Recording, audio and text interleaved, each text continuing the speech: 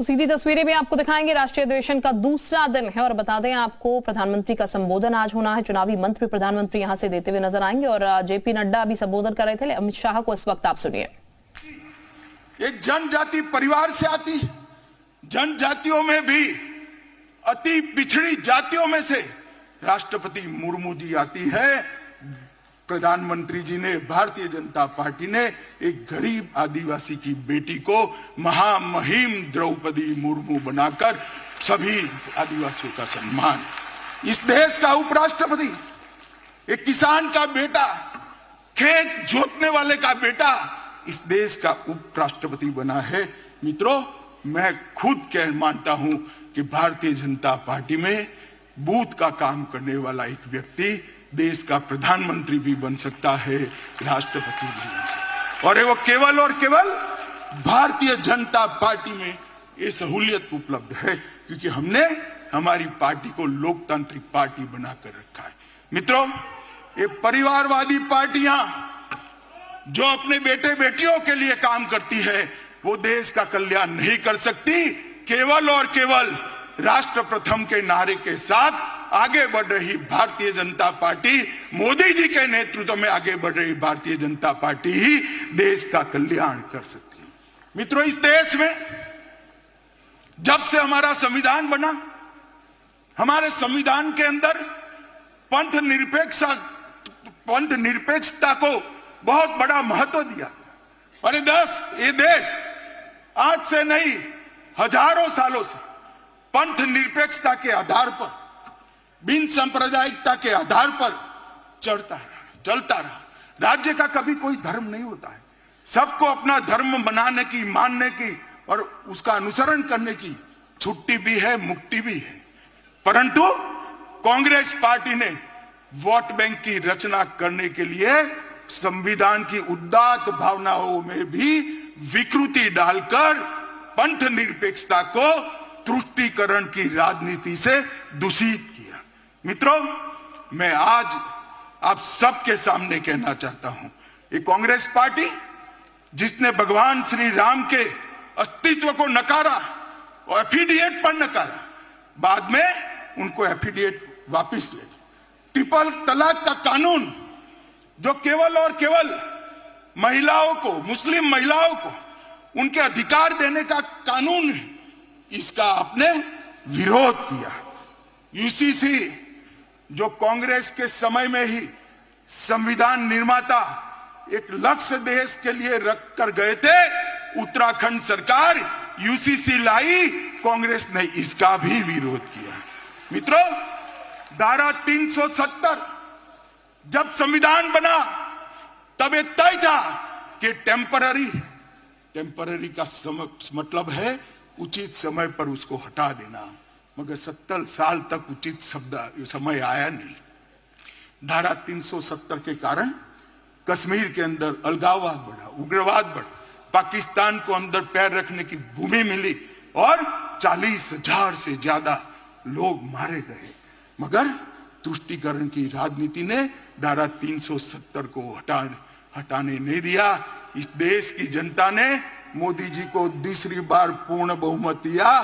5 अगस्त 2019 को मोदी जी ने धारा 370 को समाप्त कर दिया और आज कश्मीर एक नए युग के साथ आगे बढ़ रहा है। पीएफआई पर बैन हमने लगाया, तब भी कांग्रेस और इंडिया अलायंस के लोगों ने टेढ़े मेढ़े बयान किए। दक्षिण भारत की महान परंपरा, तमिलनाडु की महान परंपरा, पवित्र सेंगोल को हमने पार्लियामेंट के अंदर बड़ी पवित्रता से प्रस्तावित किया। इसका भी कांग्रेस पार्टी और उनके साथियों ने विरोध किया। ये जहां भाजपा विजयी होती है उन राज्यों को गौमूत्र स्टेट कहते हैं। ये लोग संविधान पर पहला अधिकार, देश के खजाने पर पहला अधिकार माइनॉरिटी का है, ये मान्यता रखने वाले हैं। मोदी जी का कहना है देश के खजाने पर पहला अधिकार गरीब का है, दलित का है, आदिवासी का है, पिछड़े। जाकिर नाइक को मैसेंजर ऑफ पीस का सर्टिफिकेट देते हैं। भगवा आतंकवाद के नाम से पूरे सनातन धर्म को बदनाम करते हैं। और मित्रों, अंतिम चरम सीमा तो तब आ गई जब 550 साल के बाद इस देश में उत्सव का क्षण आया। रामलला का प्रधानमंत्री जी प्राण प्रतिष्ठा करने वाले थे। रामलला के मंदिर की प्राण प्रतिष्ठा में न्यास ने कांग्रेसियों को भी निमंत्रण भेजा, मगर उन्होंने तुष्टीकरण की राजनीति करना तय माना, इसको ठुकरा दिया। मैं आज यहां से कांग्रेस पार्टी को चेतावनी देना चाहता हूं। आपने रामलला की प्राण प्रतिष्ठा के निमंत्रण को ठुकराकर केवल ये ऐतिहासिक पल में हिस्सेदार होने से आप नहीं कतराए हैं, आपके देश के महान बनने की प्रक्रिया से अपने आप को दूर कर लिया है। देश की जनता इसको देख भी रही है और याद भी रख रही है। मित्रों, खैर वो आए ना आए, भारतीय जनता पार्टी तुष्टीकरण में नहीं मानती है। मैं आज इस महान अधिवेशन के सामने कहना चाहता हूं, किसी भी लोकतांत्रिक देश में भी बहुमत समाज ने अपनी श्रद्धाओं के निर्वहन के लिए इतनी लंबी कानूनी लड़ाई नहीं लड़ी है। 75 साल तक हम कानूनी लड़ाई लड़े और संपूर्ण लोकतांत्रिक तरीके से हमने राम मंदिर का निर्माण किया। इसका संपूर्ण यश हमारे प्रधानमंत्री नरेंद्र मोदी जी को जाता है।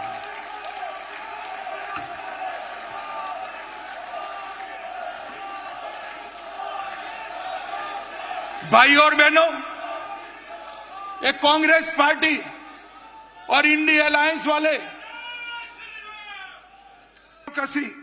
मीडिया, चुनाव आयोग, कैग जैसी सभी संवैधानिक संस्थाओं का धज्जियां उड़ाने का काम किया है। इमरजेंसी ये आपकी ही देन थी साहब, आप भूल जाते हो।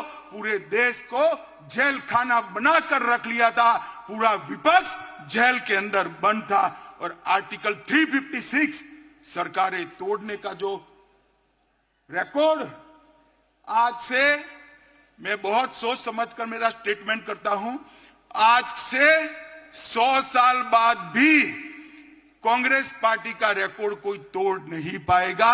इतनी सरकारें आपने गिराई। मित्रों, कांग्रेस पार्टी ने 90 बार आर्टिकल 356 का प्रयोग किया, 50 बार अकेली इंदिरा गांधी जी ने किया। 40 क्षेत्रीय दलों की सरकार एक कांग्रेस पार्टी ने गिराई। 3 केंद्र की सरकार, चौधरी चरण सिंह, चंद्रशेखर जी, देवगौड़ा जी और गुजराल, ये 4 सरकारों को गिराने का काम भी कांग्रेस पार्टी ने किया है। और मित्रों, ये हमें कहते हैं जुडिशरी कोई फैसला देगी, न्याय करेगी, तो इस पर टिप्पणियां कर कर जुडिशरी को डराते हैं।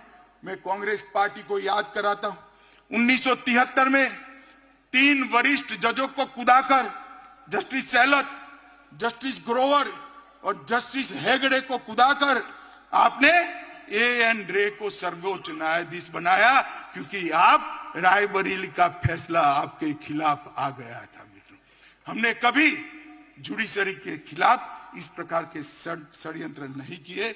मित्रों, कांग्रेस पार्टी इस देश में अस्थिरता की जनक है, और स्थिरता अगर कोई दे सकता है तो केवल और केवल भारतीय जनता पार्टी दे सकती है।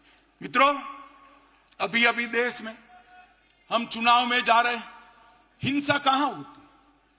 मैं आज देश के मीडिया को भी कहना चाहता हूं, हिंसा की बात आप करते हैं, कौन से राज्यों में चुनावी हिंसा होती है? कौन से राज्य में पॉलिटिकल हिंसा होती है? मैं आज देश की जनता को गिनाना चाहता हूं। केरल, हमारे 100 से ज्यादा कार्यकर्ता शहीद हो गए, 300 से ज्यादा कार्यकर्ता अपाहिज हो गए। किसका शासन है? इंडिया अलायंस का शासन है। बंगाल, सैकड़ों कार्यकर्ता मौत के घाट उतार दिए गए। हमेशा चुनाव में धांधली, गपलेबाजी और हिंसा होती रही। किसका वहां राज है? ममता दीदी का राज है, इंडिया अलायंस का राज है। बिहार में भी जंगल राज था,